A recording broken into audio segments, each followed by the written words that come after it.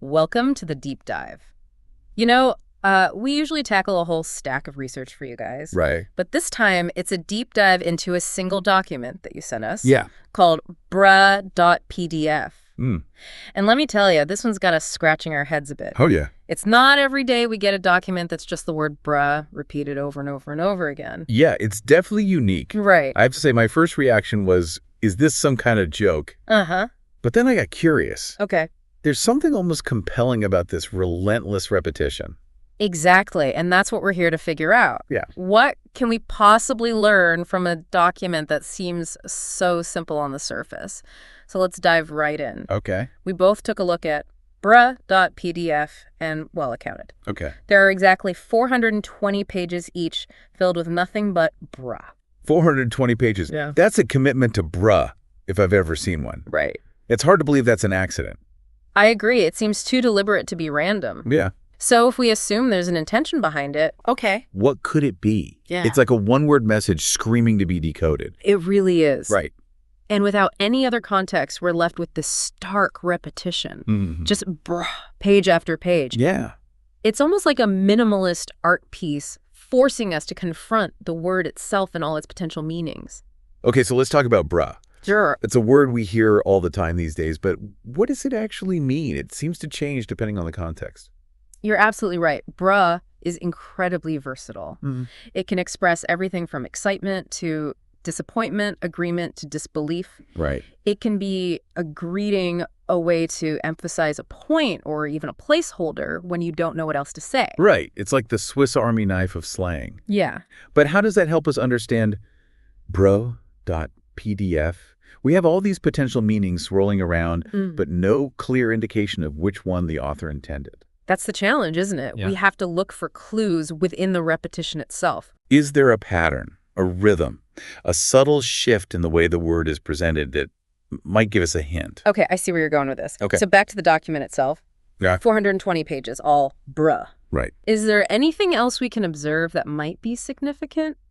Anything about the font, the spacing, the layout? Well, the font is Times New Roman, size 12, single-spaced. Okay. Pretty standard. Mm-hmm. And there are no page numbers, no headers, no footers. Wow. It's as bare bones as it gets. So no hidden messages in the format. Right. It's all about the bruh. It seems that way. But you mentioned rhythm earlier. Yeah. Do you see a rhythm in the way that the word is repeated? It's interesting you should mention that. Okay. When I was reading through it, No. and I use the term reading loosely, Okay. I did notice a certain pattern.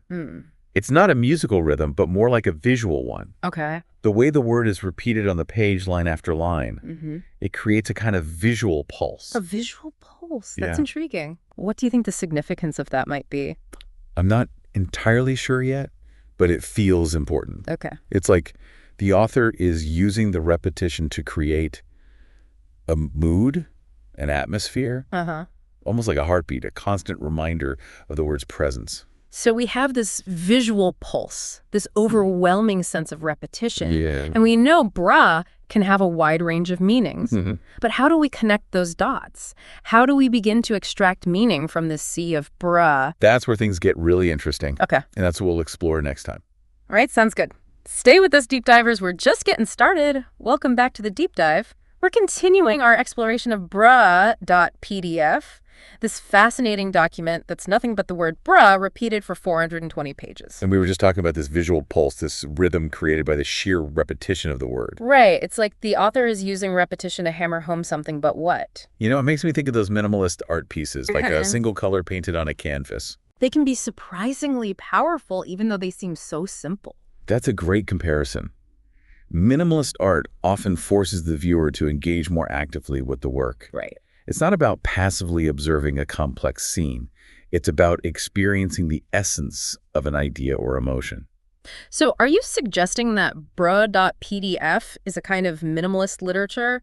That the author is trying to convey something profound through the sheer repetition of a single word? It's certainly a possibility. We've already established that bro itself is incredibly versatile, capable of conveying a wide range of emotions and meanings. Right. Perhaps by stripping away all other context, the author is trying to distill the essence of bruh to force us to confront its raw power. That's a really interesting idea. It's like the author is saying, here's bruh in its purest form, deal with it. Yeah. But if that's the case, what is it about bruh that the author wants us to experience? That's the million-dollar question, isn't it? Maybe it's about the feeling of being overwhelmed, of being bombarded with information or stimuli. The repetition could be a way of mimicking that feeling, of putting the reader in that same headspace. Okay, I see what you mean. It's like that feeling you get when you're scrolling through social media and it's just an endless stream of memes and updates and ads. Right. It can be kind of numbing, right? Exactly. And bruh, in that context, becomes a kind of sigh of resignation, an acknowledgement of the absurdity of it all. So bruh.pdf could be a commentary on the information overload of modern life. It's like the author is saying, bruh, this is our reality now. It's certainly a valid interpretation, but I think there's also a more personal level to consider. Okay.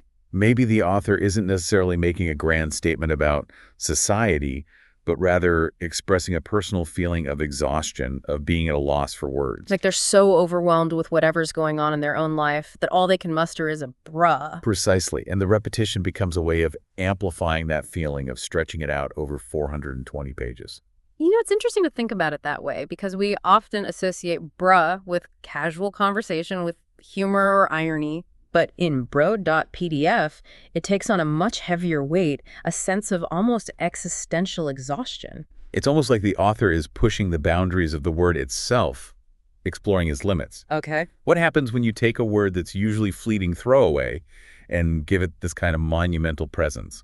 It makes you reevaluate the word, doesn't it? Suddenly, bruh isn't just a slang term. It's a vessel for something much deeper, much more complex. And that's what's so fascinating about this document. It challenges our assumptions about language, about communication, about the power of a single word.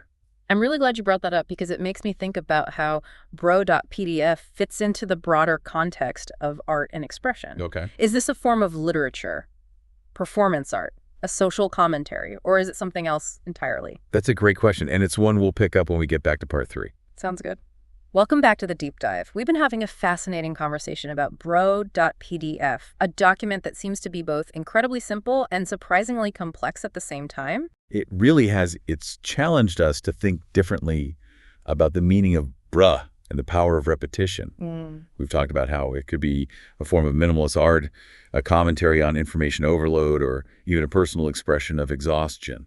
Right. And just before we left off, we were starting to discuss where bruh.pdf fits into the bigger picture of art and expression. What do you think? Is this a form of literature, performance art, something else entirely? You know, I think it could be all of those things. Okay. It's a document that defies easy categorization, Right. which is part of what makes it so intriguing. It pushes the boundaries of what we traditionally consider art, forcing us to reconsider our definitions. I like that it's like the author is playing with our expectations. They've taken this simple word, this piece of internet slang, and turned it into something that's both thought-provoking and strangely beautiful. Exactly. And it reminds us that art doesn't have to be complex or elaborate to be meaningful. Right. Sometimes the simplest expressions can have the most impact. Yeah. So if we consider brew.pdf as a work of art, what do you think the artist is trying to convey? What's the message or the emotion behind all those brews?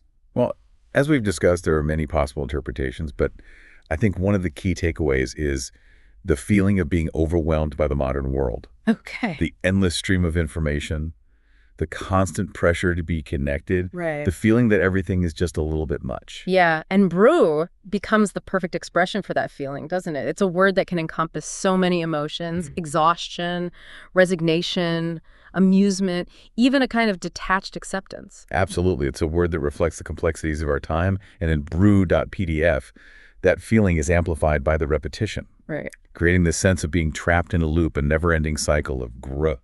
It's like the author is holding up a mirror to our collective experience, showing us the absurdity of it all. And in a way, there's a sense of humor in that. It's Right. like they're saying, look at us, we're all just saying bruh over and over again. And maybe that's okay. Maybe there's a kind of liberation in recognizing that maybe the act of repeating bro for 420 pages is a way of processing those feelings, of finding a strange kind of peace in the chaos.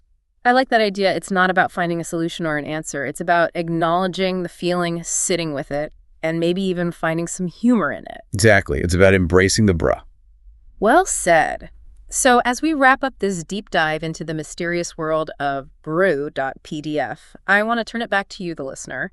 What did you make of this document? Did you find it thought-provoking, absurd, funny? Let us know your thoughts and be sure to join us next time for another deep dive into a different fascinating topic. And remember, sometimes the most profound insights can come from the most unexpected places, even from a document filled with nothing but bruh. Exactly. Keep exploring, keep questioning, and keep diving deep.